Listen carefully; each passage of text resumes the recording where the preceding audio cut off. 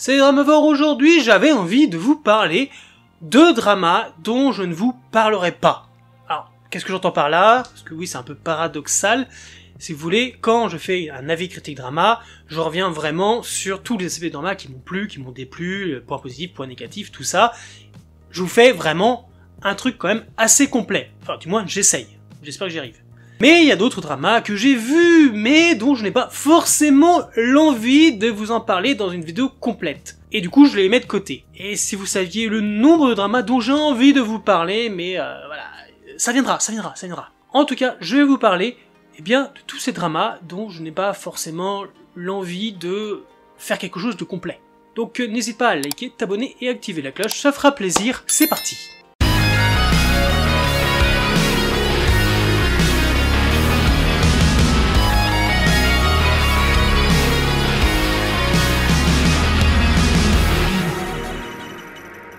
Le premier drama dont je voulais vous parler est un drama coréen que j'ai eu la chance de voir avant sa disparition de la plateforme Netflix. Il s'agit de Kunin Single Lady. Alors l'histoire c'est très simple, c'est une romance de tout ce qu'il y a de plus bateau. Une jeune femme est amoureuse d'un homme, mais elle finit par être déçue, elle demande le divorce et des années après, celui-ci est devenu richissime, l'une des plus grandes fortunes de Corée, et du coup, vu qu'elle est un peu quand même vénale d'une certaine façon, et qu'elle pense que son succès est aussi lié à elle et à ses idées, elle décide de le reconquérir. Évidemment, voilà, comédie, romance, beaucoup de rire, du love-love, des gestes touchants, c'est chill, on s'amuse bien, c'est très sympa, et puis évidemment un happy end, hein, c'est une comédie romantique, faut pas non plus déconner. Au niveau de ces personnages, eh bien moi je les avais bien tous aimés, il y avait vraiment une très bonne dynamique.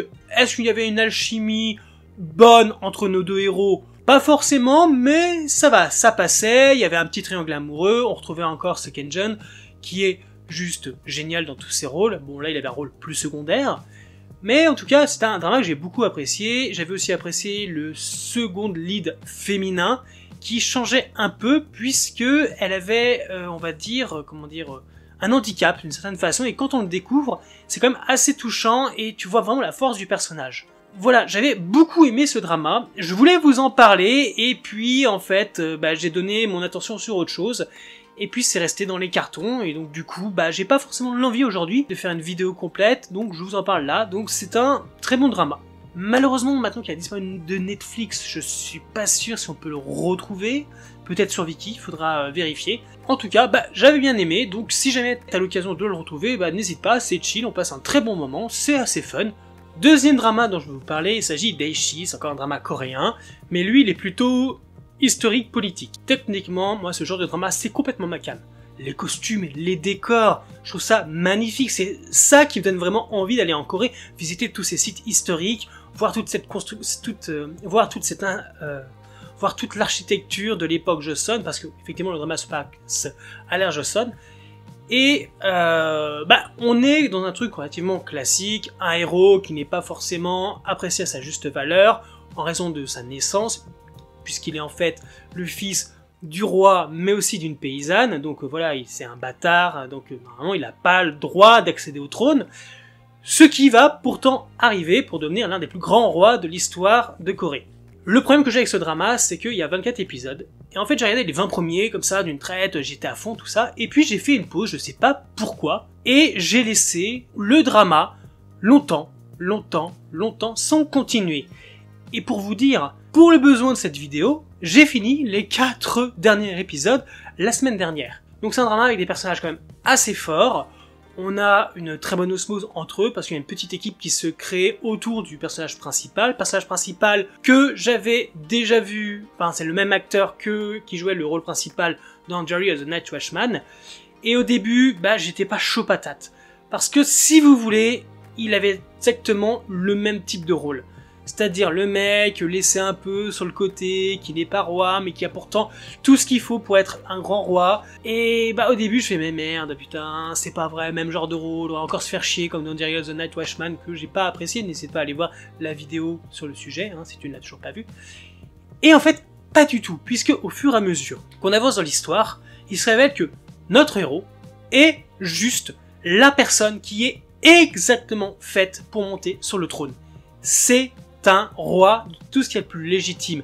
Il est intelligent, il comprend le peuple, il veut se rapprocher et surtout il veut changer les choses puisque à cette époque-là, au moment où il monte sur le trône, le pouvoir est vraiment aux politiciens et le roi n'est en fait que une marionnette entre leurs mains.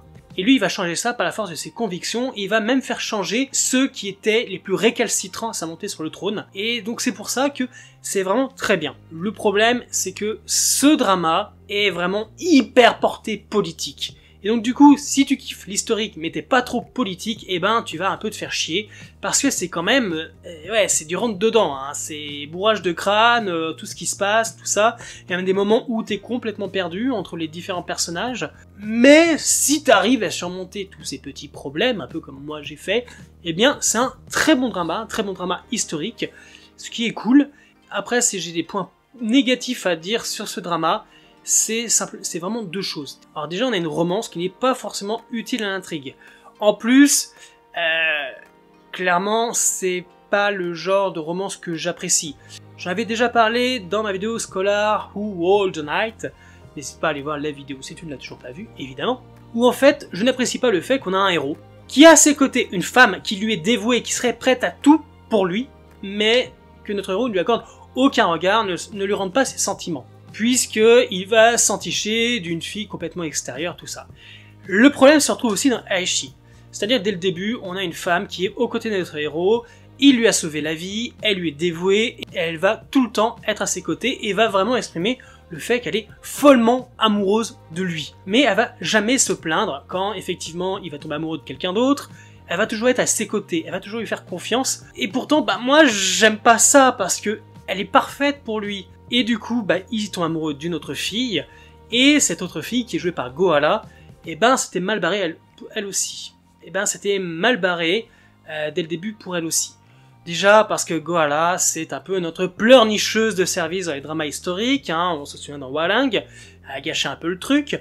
Surtout, c'est que au début, elle a un rôle quand même assez badass, elle est inspectrice, elle fait des arts martiaux, elle manie l'épée, donc tu dis ouais, ok, son rôle change, femme forte, tout ça, c'est cool. Puis à un moment, je sais pas comment, parce que j'avais même pas remarqué, elle disparaît. On sait pas pourquoi. En fait, tu remarques même pas qu'elle est partie, et quand elle revient, tu fais « Ah, t'étais où, au fait ok. » Et puis après, ça sert plus à grand chose, puisqu'elle est pas vraiment au centre du pouvoir, vu qu'elle n'est pas reine, elle est rien du tout, au final, elle est juste courtisane. Donc, à part ces points, hein, autour vraiment de la romance et le personnage justement de Gohala, le drama il est bon. Il est très bon, si tu t'intéresses à la politique, je pense que ça pourra te plaire. On continue dans la Corée, on va partir sur un drama plus vieux, bien plus vieux, et qui date de 2012, une nouvelle comédie romance, qui, encore une fois, a disparu de Netflix, mais j'ai pu le voir à temps, et qui n'a pas forcément bien vieilli. Il s'agit de I Do I Do. I Do I Do, c'est l'histoire d'une conceptrice de chaussures de luxe, qui, malencontreusement, un jour, va rencontrer un jeune arnaqueur, avec qui elle va avoir une soirée plutôt arrosée, et finir par coucher avec lui. Suite à cette nuit, elle va découvrir deux choses. Qu'elle est en préménopause, et qu'elle est enceinte, et c'est sa dernière chance d'avoir un enfant.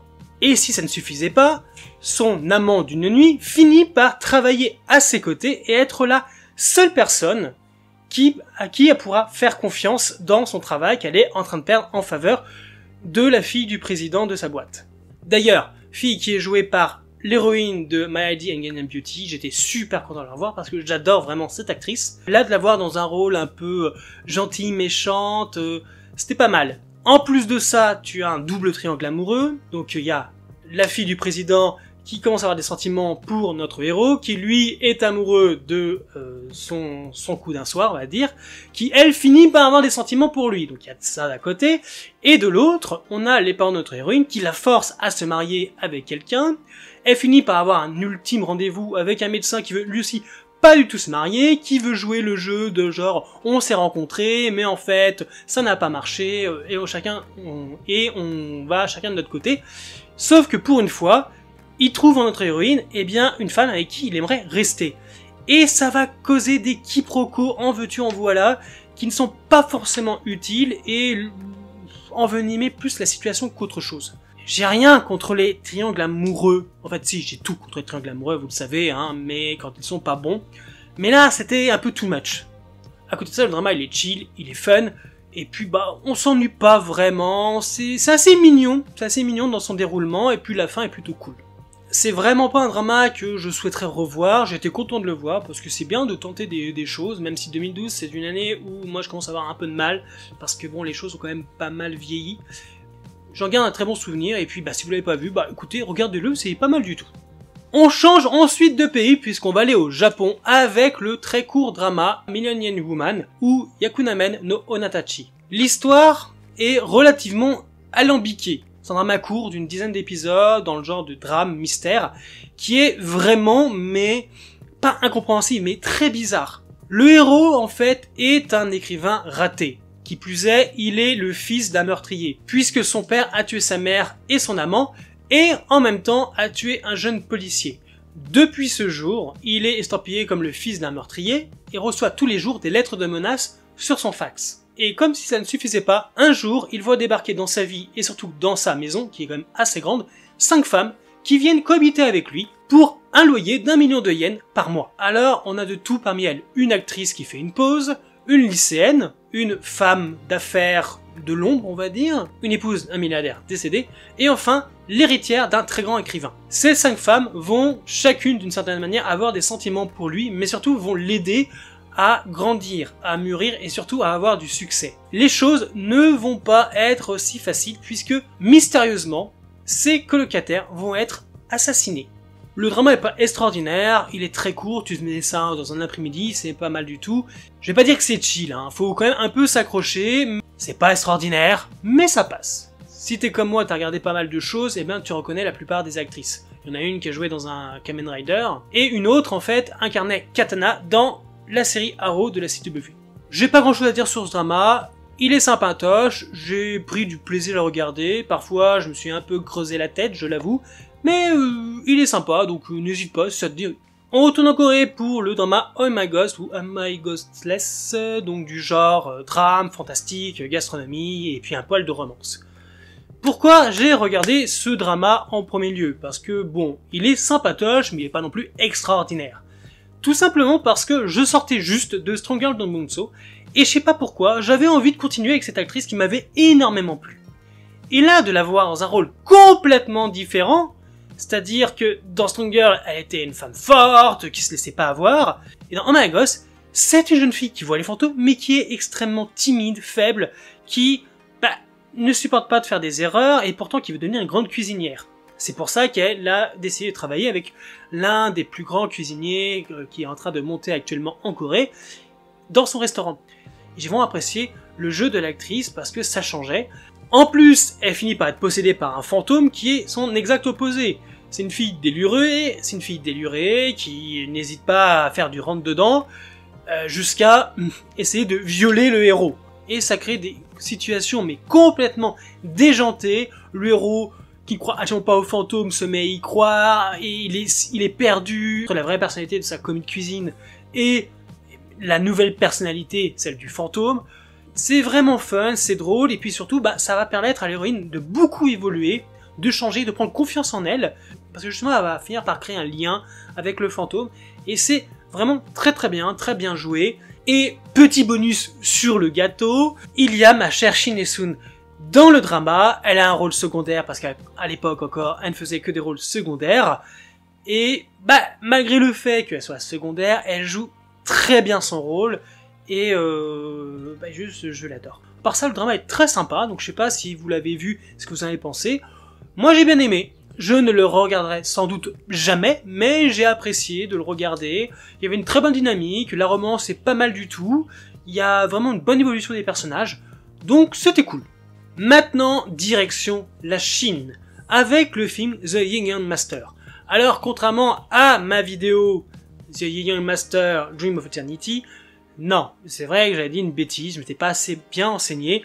The Yin-Yang Master, qui est sorti juste après Dream of Eternity, n'est absolument pas sa suite. Absolument rien à voir. Ce film, ce Yin-Yang Master, par rapport à Dream of Eternity, est un truc à côté, un truc parallèle. Ça n'a aucune incidence puisqu'on reprend les mêmes personnages, mais c'était une histoire complètement différente. En fait, ce film, The Young Master, se veut être la préquelle au jeu Onmyoji que vous pouvez jouer sur téléphone portable, iOS, et tout ça. Et d'une certaine façon, c'est la manière d'expliquer pourquoi le personnage principal du jeu, qui est aussi le personnage principal du film, finit par avoir les cheveux blancs. Bon, à côté de ça, le film est vraiment très sympa, t'as un bestiaire juste génialissime, des pouvoirs magiques, des effets spéciaux super cool, une petite romance, du mystère, des effets spéciaux, j'ai dit des effets spéciaux? Oui, j'ai dû le dire, enfin bref. C'est vraiment très cool, mais par rapport à Dream of Eternity, eh bien, j'ai trouvé The Young Master tout seul, en dessous. L'un comme l'autre, de toute façon, ce sont des films que j'aurais grand plaisir à revoir parce que j'adore vraiment tout ce qui est fantastique, ésotérique, les monstres, la magie, les yokai, tout ça. Donc, pour moi, c'est un kiff. Donc, si vous l'avez pas encore vu, je vous le conseille, c'est vraiment très bon, tu passes une très belle soirée en le regardant, et puis, il est beau le film, il est très beau. Il est présent sur Netflix. Et on va finir avec un animé chinois présent sur Netflix, Heaven Official's Blessing, ou donc un animé qui appartient au genre de l'action, de la comédie, du fantastique, de la magie, tout ça, qui est vraiment très beau. Que ça soit au niveau des musiques, de l'animation, le dynamisme, les personnages, tout est fait aux petits oignons. À la base, il s'agit en fait d'une adaptation animée des romans du même nom, écrite par la même auteure que The Untamed, dont il y a eu ces dernières années l'adaptation en drama, bien que c'est techniquement un boys love, du yaoi, tout ça, mais pour le drama, ça a quand même été vachement édulcoré, alors que dans les romans, c'est bien plus explicite. Techniquement, et la logique voudrait, et on peut pas trop en vouloir aux gens, que, effectivement, Heaven Official Blessing est aussi un boys love. Simplement, quand on regarde un peu les choses, à part un obscur site canadien qui le catalogue comme un amour entre garçons, évidemment, il y a énormément de moments ultra tendancieux. Mais si ça suffisait juste pour en faire un boys love, je peux vous citer énormément de séries, que ce soit en drama, en animé ou autre chose, où les bromances, les trucs très tendancieux, il y en a à foison, et pourtant les personnages ne le sont absolument pas.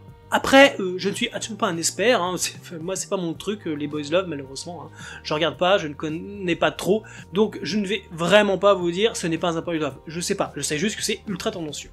Après, j'ai vraiment beaucoup apprécié l'animé, c'était vraiment super cool. Notre héros est un immortel qui monte pour la 3e fois dans le royaume céleste, après avoir fait des petites bêtises, alors que celui-ci est apparemment un haut gradé, je veux dire, parce que tout le monde l'appelle prince. Alors prince de quoi? Je sais pas trop, mais tout le monde a l'air techniquement de le respecter, malgré le fait que ça soit un dieu de pacotille. Parce que dans ce monde-là, en fait, tous les dieux doivent avoir des adeptes, des gens qui le prient, qui leur demandent des faveurs, et lui, il est pas trop connu, et en final, le but qu'il va avoir dans un premier temps, c'est justement, de trouver des adeptes, des gens pour le vénérer, pour lui demander des faveurs, pour l'aider. C'est ainsi que ses pouvoirs grandiront et qu'il regagnera vraiment sa place en tant que dieu dans le royaume céleste. Si j'ai bien compris au niveau de l'animé, je crois que c'était ça. Pour cela, il est aidé par des aides de d'autres dieux qui lui font confiance, entre guillemets, et qui le respectent. Et il finira par rencontrer un mystérieux personnage qui s'avère être le Roi Rouge, l'un des 4 plus puissants fantômes qui existent sur Terre. Et c'est là où ça va devenir tendancieux parce que ils vont être très amis, mais très amis. Honnêtement, j'ai bien apprécié, mais en fait, je me sentais pas en parler dans une vidéo à proprement dit. Je voulais pas dire de bêtises en fait. Voilà, c'était ma petite liste de dramas, films, séries d'animation asiatiques que j'ai vues, mais dont je n'avais pas forcément l'envie de vous en parler dans une vidéo vraiment dédiée, où je reviens vraiment à point par point sur les personnages, les points positifs, points négatifs. J'ai préféré donc faire cette petite vidéo où je vous explique en fait ce que j'ai pensé très rapidement de ces dramas. Évidemment, si vous les avez vus ou pas, n'hésitez pas à me dire en commentaire ce que vous en pensez. Et puis, on se retrouve la semaine prochaine pour une nouvelle vidéo avis critique drama. À la semaine prochaine. Bye les dramavores.